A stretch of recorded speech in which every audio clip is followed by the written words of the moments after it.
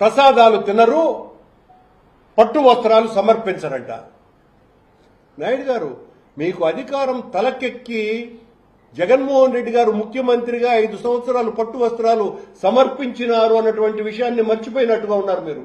బహుశా చంద్రబాబు నాయుడు గారు కాకుండా మీరేమన్నా పట్టు వస్త్రాలు తేవాలని ఉన్న కుతూహలంలో ఉన్నారేమో బహుశా. అందువల్ల నేనే ఈసారి బ్రహ్మోత్సవాలకు నేను తీసుకుపోతాను సార్ అని అన్నా కూడా మీరు ఆశ్చర్యపడాల్సిన పని లేదు.